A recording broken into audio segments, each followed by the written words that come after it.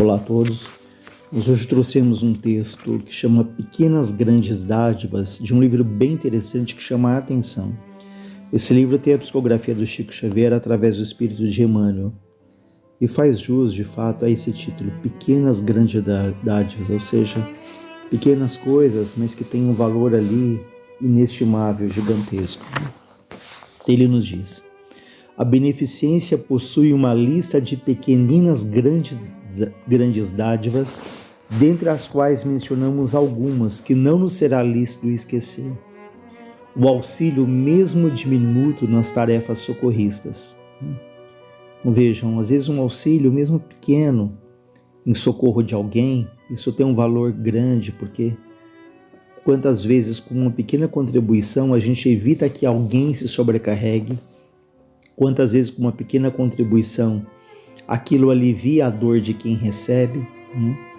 Então, pequenos auxílios, eles são muito importantes numa tarefa de socorro. Algumas horas de trabalho espontâneo e gratuito na execução das boas obras, né?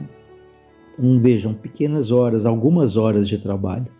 E nós falamos, eu não tenho tempo, eu não tenho condições, eu não tenho capacidade para fazer isso, mas a gente lembra de uma frase que fala: dai a César o que é de César, dai a Deus o que é de Deus. Uma das leituras que podemos fazer dessa frase é essa, de que nós temos tanto tempo para a nossa vida pessoal, para o trabalho profissional, né, para o lazer, mas será que nós não conseguimos reservar pelo menos algumas horas ali um trabalho espontâneo, gratuito, que nos faria ali imenso bem, que desanuviaria ali muitas vezes a nossa alma de tantas preocupações, de tantas angústias, na medida em que fazendo algo pelo outro, a gente encontra ali o lenitivo, o alívio para o nosso próprio problema. Uma frase de esperança, né? O que é uma frase? O que é ali um comentário otimista, que a gente reacende ali a esperança de quem está desanimado, está desiludido, de quem perdeu ali a sua esperança. Então, uma frase pode ser ali extremamente importante. Um gesto de otimismo. Num tempo em que o pessimismo, ele vai ganhando cada vez mais espaço, em que as pessoas só veem ali o lado cinzento da vida. Então, um gesto de otimismo, uma frase de otimismo, isso ali faz com que novas janelas possam se abrir, não só na nossa própria alma, mas aqueles que ouvem também. Esse de um lado, as pessoas falam que nunca houve tanta dificuldade, tanta tristeza, né?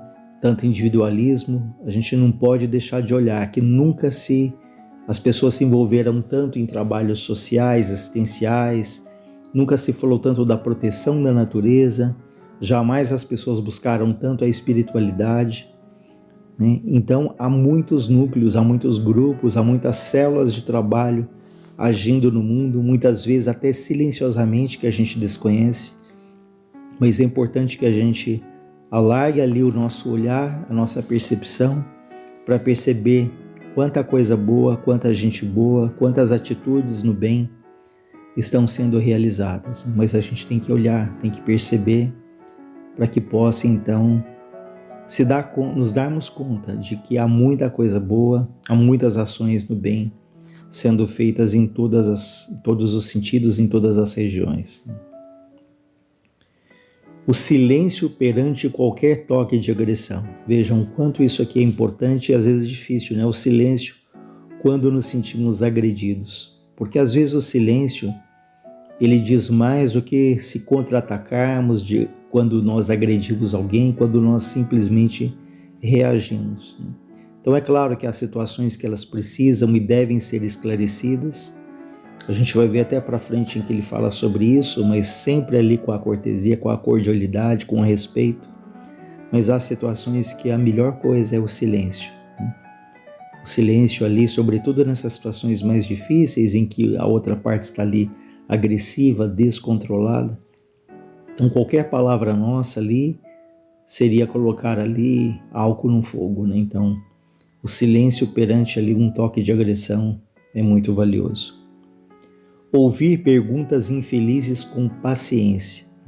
Às vezes não temos mesmo a paciência de ouvir algumas coisas, né? Ligamos o dane-se, né? Que a pessoa fala, a gente já está pensando em outra coisa, ou já está pensando numa resposta ali, sem ao menos deixar que a pessoa termine ali o seu raciocínio. Então, para nós é um exercício de respeito, de paciência, ouvir ali perguntas que julgamos que sejam perguntas infelizes, né?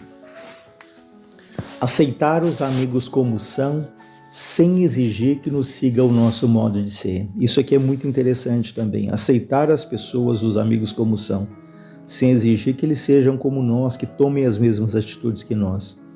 Há uma frase muito interessante que diz: dê às pessoas o direito de ser quem elas querem ser. Ou seja, respeite ali as escolhas, respeite as decisões dos outros, ainda que você não concorde com elas, ainda que você não compartilhe das mesmas opiniões. Mas o outro, como você, tem o direito ali de ter as próprias opiniões e ter as próprias pessoas, as próprias escolhas. Então, quando a gente pensa nisso, dê ao outro o direito de ser quem ele quer que seja, isso tira ali um peso da vida, né? Isso tira ali toda uma pressão de expectativa em relação ao outro, que ele tem que fazer isso, que ele tem que tomar decisão, que ele precisa enxergar tal ponto de vista, mas cada um tem o seu processo, cada um tem o seu caminho, né? E o fato é que essa maturidade ela vai chegando para cada um de acordo, claro, com o nosso esforço, com a nossa dedicação, mas cada um tem o seu tempo ali de amadurecimento. Honrar os adversários com respeitoso apreço. Vejam, apreço, né? Ou seja, respeito pelos adversários. Voltando ao ponto anterior, eu não preciso concordar com ele, eu não preciso compartilhar das mesmas ideias, dos mesmos objetivos, mas eu devo respeito a qualquer pessoa, ainda que tenha posições completamente antagônicas à minha, né? Então, honrar, ver ali as qualidades que essa pessoa tem, né? E isso ajuda a minimizar, né, às vezes essa parede que existe entre nós e uma outra pessoa. Isso vai ali com o tempo gradativamente se diluindo quando a gente para pensar que todos são filhos de Deus, que todos trazem ali as suas angústias, as suas buscas. Talvez as buscas são feitas de maneiras diferentes, mas mesmo aquele que erra, ele está buscando alguma coisa, né? E há uma frase muito interessante no Boa Nova, em que Jesus diz para Simão Pedro que o homem no mundo ele é mais frágil do que perverso. Veja, o homem no mundo ele é mais frágil do que perverso. Então, claro, há pessoas que trazem, espíritos que trazem uma perversidade, né? Mas na grande maioria, as pessoas agem mais por falta de maturidade, por fragilidade, do que propriamente pelo desejo de provocar um mal ali a uma outra pessoa. Então, erramos muitas vezes pelo orgulho, pela vaidade, buscando ali uma posição de destaque, né? Mas, mais uma vez dizendo aquela frase que Jesus fala a Pedro: Pedro, o homem no mundo é mais frágil do que perverso. Calar-se para que os outros falem, né? Então aqui de novo ele fala do silêncio, né? Essa arte tão importante, tão difícil de ouvir e prestar atenção naquilo que nos fala, né? Porque quantas vezes interrompemos alguém e se deixássemos que essa pessoa falasse até o final, nós entenderíamos qual é o contexto, nós entenderíamos por que ela está falando aquilo, ou o que está por trás daquilo. Então nos sentimos muitas vezes ali agredidos, acusados, e já nos defendemos imediatamente, mas talvez a outra pessoa só queira ali fazer um desabafo, talvez o que a pessoa está falando seja um pedido de socorro, não é? Então, e a gente vê até no comércio quantas pessoas chegam ali agressivas, mas depois que o atendente deixa que ela desabafe, ela se acalma, né? E aí sim o atendente consegue ali conversar e ajustar ali os pontos, né? Mas para isso, talvez a gente tenha que aprender a calar, né? E aprender a ouvir o que os outros estão falando. Oferecer alguns minutos de reconforto aos doentes. Veja, ele não está falando de horas, ele está falando de alguns minutos. O quanto é importante para uma pessoa convalescente, uma pessoa doente, uma pessoa acamada, né? Alguns minutos de atenção. E até alguém falou uma coisa que é interessante, que às vezes a gente não tem tempo de fazer uma visita longa para alguém, mas faça uma visita de médico, né? O médico, quando ele tem ali um doente internado, ele vai passar a visita. E quando ele passa a visita ali aos vários doentes, ele não se demora muito tempo. Ele fica ali no máximo 10, 15 minutos. Né? Então, às vezes a gente não tem um tempo muito longo para visitar alguém, mas por que não pensarmos em fazer uma visita de médico? Né? Ali, chegar, dar um abraço, interessar ali legitimamente pela pessoa, né? Ter um interesse genuíno pelo bem-estar dela. Então, talvez seja um curto espaço de tempo, mas essa atenção presente, com qualidade, ela pode ser de grande valia para quem está ali se sentindo sozinho, para quem está doente e não tem com quem conversar.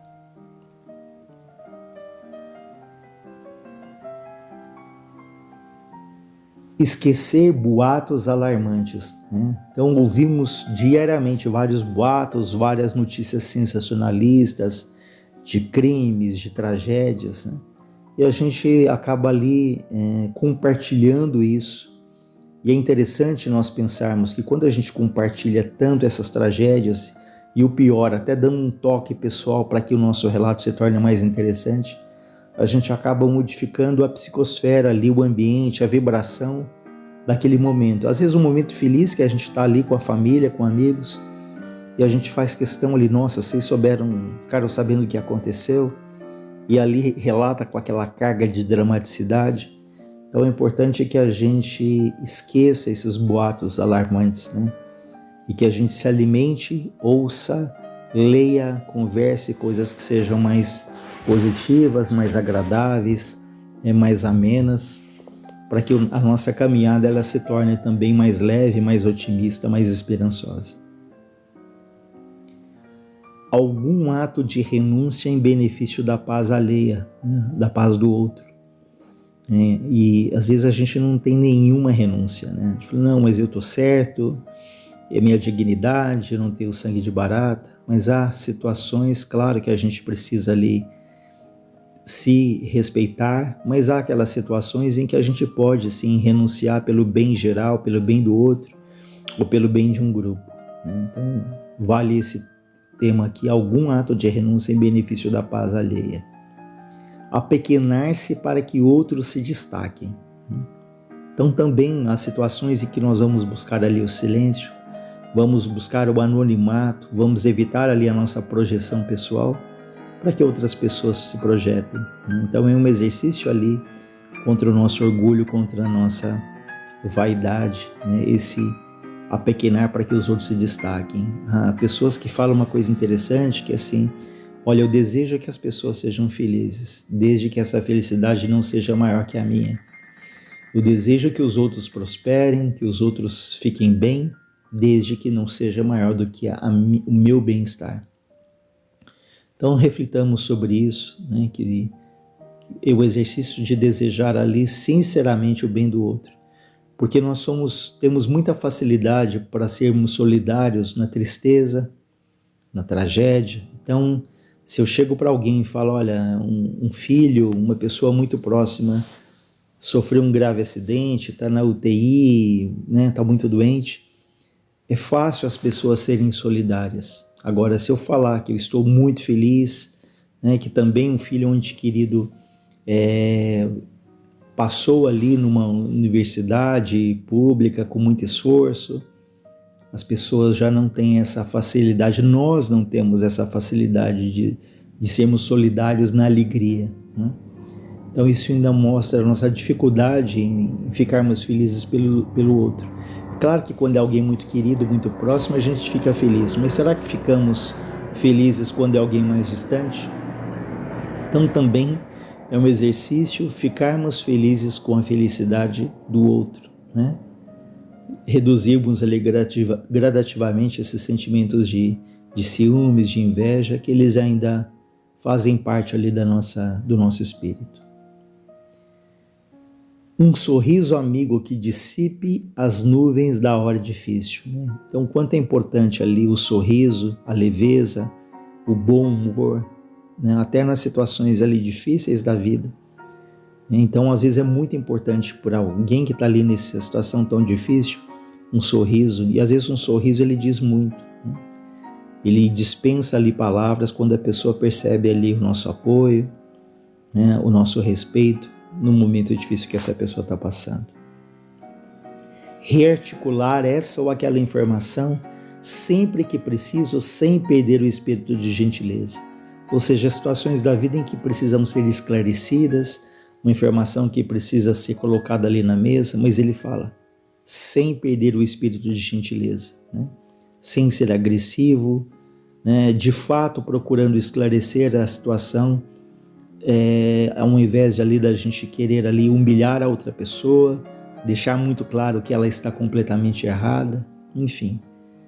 Esse é o espírito dessa frase quando diz, rearticular essa ou aquela informação sempre que preciso, sem perder o espírito da gentileza. Exercer a tolerância e a afabilidade dentro de casa, na mesma disposição com que se guardam semelhantes qualidades nos encontros sociais. Então nós podemos ser muito educados, muito gentis, muito solícitos com aquelas pessoas que estão fora, né?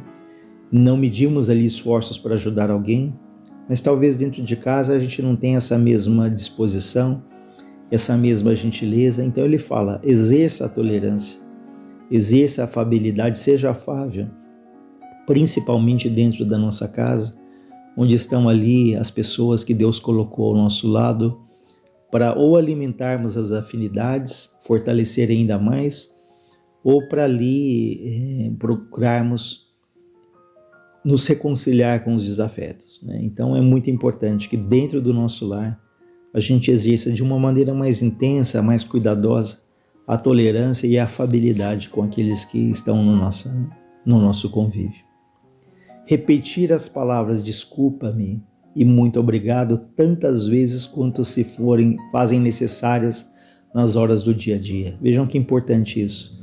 E nos perguntamos quantas vezes eu falo para alguém, me desculpe, eu errei, eu falhei, me desculpe, eu me enganei nessa situação, eu fui precipitado, enfim. E quantas vezes a gente fala para alguém, muito obrigado, eu te agradeço, isso que você fez foi importante, né? Então, nos últimos anos, quantas vezes a gente pediu desculpa para alguém, né? É claro que também não pode ser aquele outro extremo da pessoa que pede desculpa a cada 10 minutos, né? E ela pede desculpas sem de fato refletir, né? Sem ali, às vezes se arrepender de alguma atitude. Mas, então, é o equilíbrio. Mas nós devemos nos perguntar, eu tenho o hábito de quando eu erro, eu chegar para alguém e falar, me desculpe, eu falhei, né? Eu fui incoerente nessa situação. Às vezes a gente até reconhece que falhou, mas o nosso orgulho, a nossa vaidade falam mais alto, mas um pedir desculpas ele pode ser muito importante, né? Porque às vezes a gente deixa ali cicatrizes, feridas ali na alma do outro, e que um pedido de desculpa sincero, né? Sincero, ele pode ali aliviar aquela dor que foi provocada no outro. Entendendo que não existe demérito nenhum em pedir desculpa para alguém, porque assim como os outros falham, é muito natural que num processo de aprendizagem a gente falhe também. Às vezes até querendo ajudar, a gente pode falhar, né? Enfim, finalizando ele diz, na chamada beneficência menor estão os agentes indispensáveis à edificação da caridade, porque em se atendendo às pequenas grandes dádivas é que aprenderemos a distribuir as grandes dádivas na seara do bem.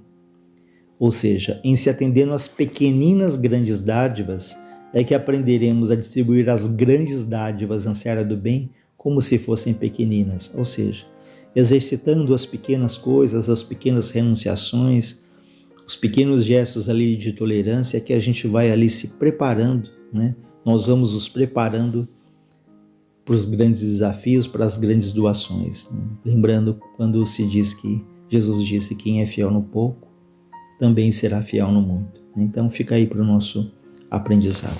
Que Deus nos abençoe, nos fortaleça.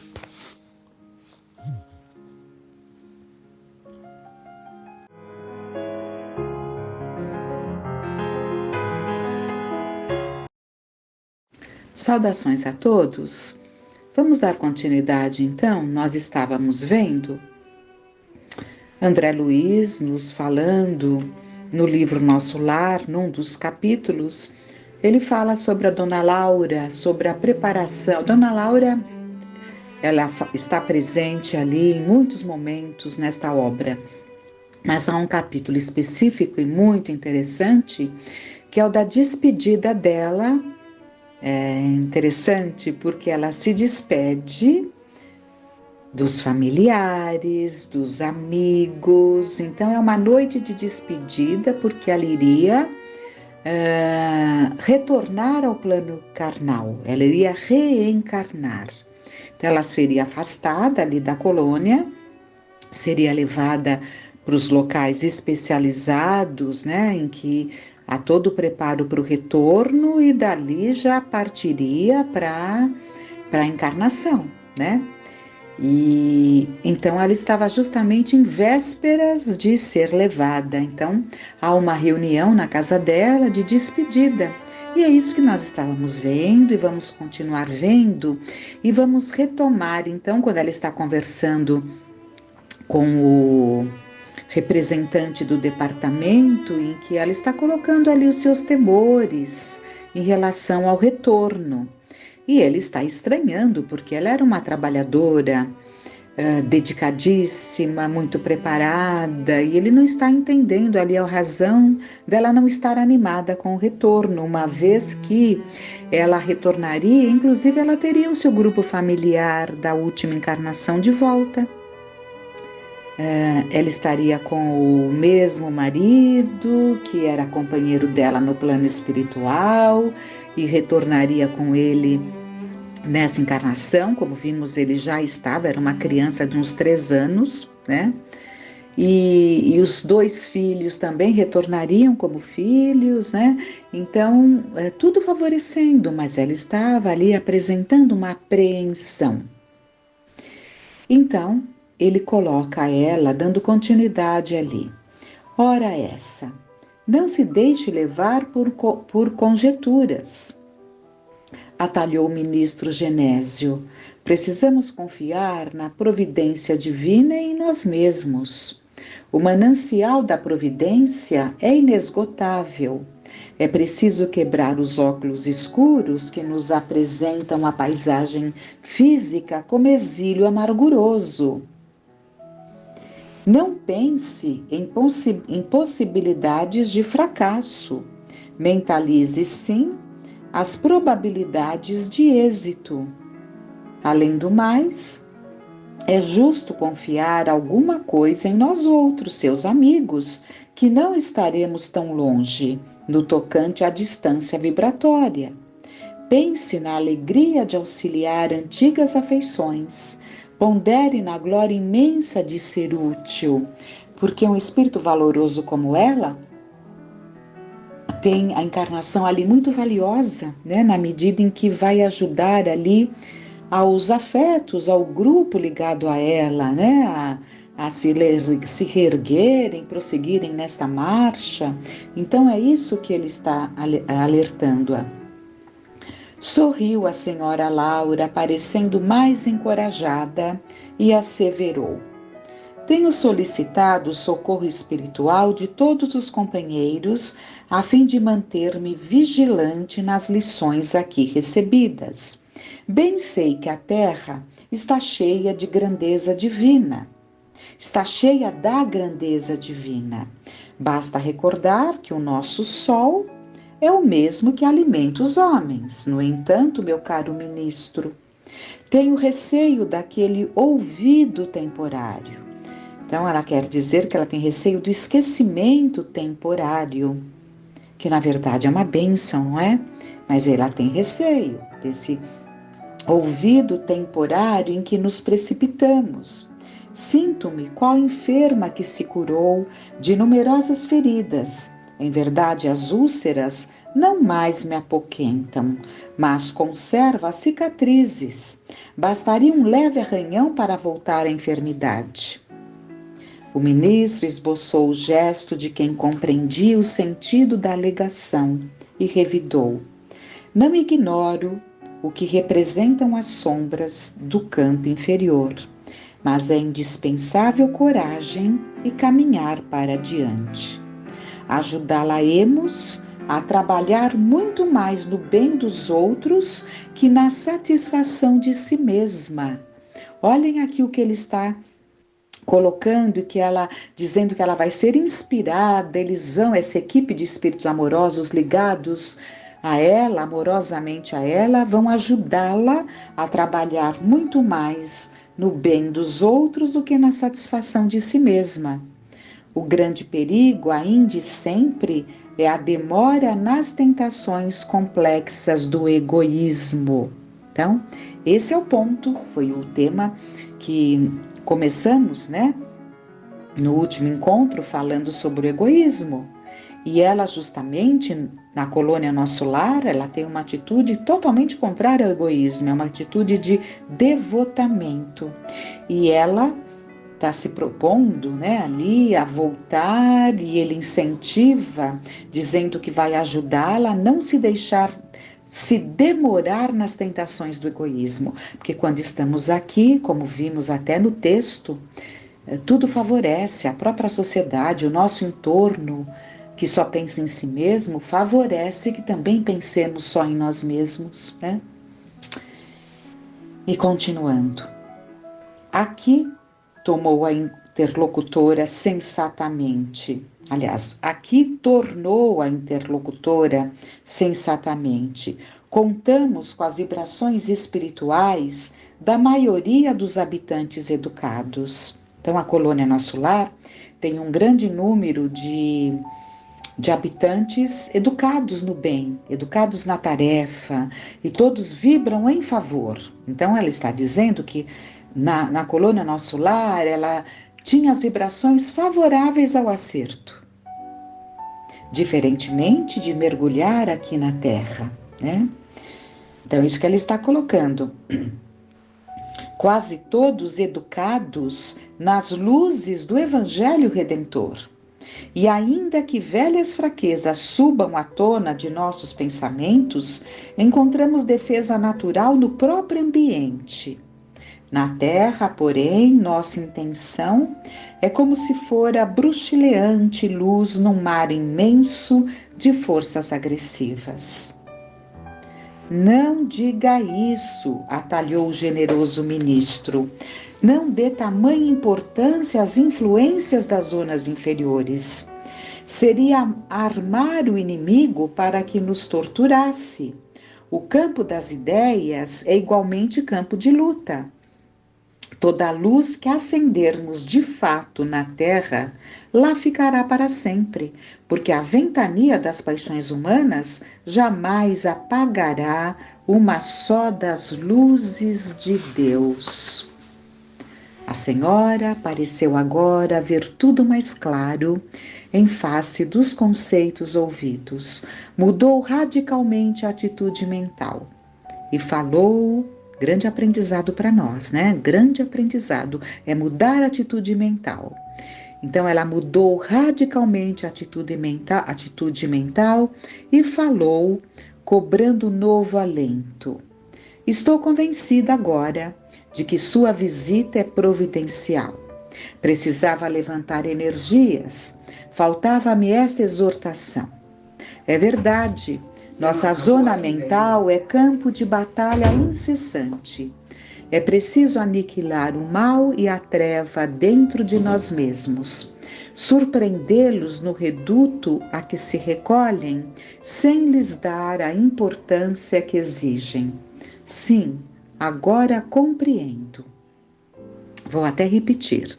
É preciso aniquilar o mal e a treva dentro de nós mesmos, surpreendê-los no reduto a que se recolhem, sem lhes dar a importância que exigem. Sim, agora compreendo. Genésio sorriu satisfeito e acrescentou: dentro do nosso mundo individual, cada ideia é como se for uma entidade à parte. É necessário pensar nisso, nutrindo os elementos do bem, progredirão eles para a nossa felicidade, constituirão nossos exércitos de defesa. Todavia, alimentar quaisquer elementos do mal é construir base segura para os nossos inimigos verdugos. A essa altura, o funcionário das contas observou: e não podemos esquecer que Laura volta à Terra com extraordinários créditos espirituais. Ainda hoje, o gabinete da governadoria forneceu uma nota ao Ministério do Auxílio recomendando aos cooperadores técnicos da reencarnação o máximo cuidado no trato com os ascendentes biológicos que vão entrar em função para constituir o novo organismo da nossa irmã. Ah, é verdade, disse ela. Pedi essa providência para que não me encontre demasiadamente sujeita à lei da hereditariedade. Tenho tido grande preocupação relativamente ao sangue. Então vejam, aqui são os créditos, são os méritos, e ela tinha. Nós sabemos que existem encarnações de espíritos mais inferiorizados, em que estão totalmente sujeitos à ação da genética, né? Espíritos mais inferiorizados, tudo se dá, né? Ali a concepção, né? O retorno, com auxílio, evidentemente que todo nascimento é de Deus, isso não tenhamos a menor dúvida, mas há aqueles que não têm créditos e ainda nem necessitam pelo próprio padrão vibratório. Então encarnam dentro das leis da genética, né? Agora há aqueles que, e é um número considerável de todos aqueles que já despertaram para a necessidade do bem, existe ali todo um cuidado que em qualquer momento nós podemos analisar, em que no momento da concepção, os espíritos técnicos no processo de reencarnação identificam o espermatozoide mais apto a alcançar ali o óvulo, né? Identificando o mais apto e tomando todos os cuidados para que determinadas situações genéticas não interfiram naquele espírito, no desenvolvimento daquele espírito reencarnante, porque ele tem méritos para não ter determinadas situações.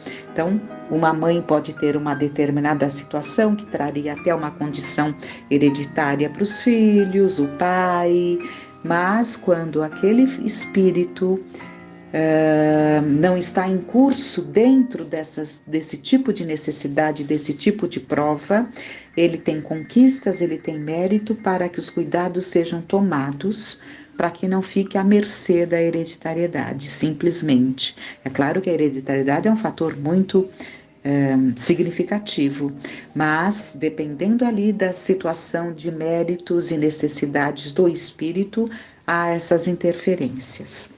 Então vamos lá. Então ele disse que todos os cuidados seriam tomados, né, em benefício dela, e ela sabia disso, né? Repare, disse o interlocutor solícito, que o seu mérito em nosso lar é bem grande, porquanto o próprio governador determinou medidas diretas. Não se preocupe, portanto, minha amiga, exclamou o ministro Genésio sorridente. Terá ao seu lado inúmeros irmãos e companheiros a colaborarem no seu bem-estar. Graças a Deus, disse a senhora Laura confortada. Faltava-me ouvi-lo. Ela repete 2 vezes. Lísias e as irmãs, às quais se unia agora a simpática e generosa Teresa, manifestaram alegria sincera. Então, a Teresa era uma neta que tinha retornado também ali para a família. Minha mãe precisava esquecer as preocupações, comentou o abnegado enfermeiro do auxílio, que é o Lísias. Afinal de contas, não ficaremos aqui a dormir. Tem razão, aduziu a dona da casa. Cultivarei a esperança, confiarei no Senhor e em todos vocês. Em seguida, os comentários voltaram ao plano da confiança e do otimismo. Ninguém comentou a volta à terra, senão como bendita oportunidade de recapitular e aprender para o bem. Ao despedir-me alta noite, a senhora Laura disse-me em tom maternal: amanhã à noite, André, espero igualmente por você. Faremos pequena reunião íntima. O Ministério da Comunicação prometeu-nos a visita de meu esposo, embora se encontre nos laços físicos. Ricardo será trazido até aqui com o auxílio fraternal de companheiros nossos. Além disso, amanhã estarei a despedir-me, não falte. Agradeci comovidamente, esforçando-me por ocultar as lágrimas das saudades prematuras que me despontavam no coração. E valerá a pena nós vermos, na oportunidade que se seguirá, essa noite festiva, né? Que seria a última noite dela ali na colônia, com a visita do marido, que era uma criancinha encarnada na Terra. Então, mas antes de finalizarmos, vamos refletir, né? Qual era o receio da Dona Laura? Era o receio de se deixar levar. Porque isso é muito fácil. Ela citou lá o esquecimento temporário, que é uma bênção, porque se nós não esquecêssemos o que fizemos, seria muito difícil que dessemos conta na encarnação, né? Lembrando o que fizemos para o outro, lembrando do que o outro nos fez. Seria muito difícil os processos, o objetivo da encarnação, que são as reconciliações. E a vida nos carrega para muitos esquecimentos, né?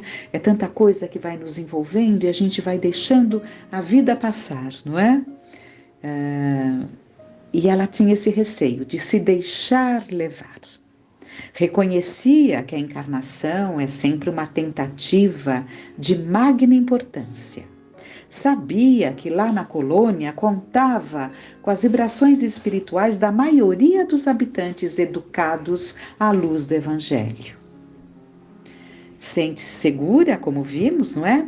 Quando é dito que seria ajudada a trabalhar muito mais no bem dos outros que na satisfação de si mesma, porque aí está o remédio, aí está a grande medicação. E por quê? Porque o grande perigo, ainda e sempre, é a demora nas tentações complexas do egoísmo, como está sendo dito. Bom, ficam essas reflexões para nós, né?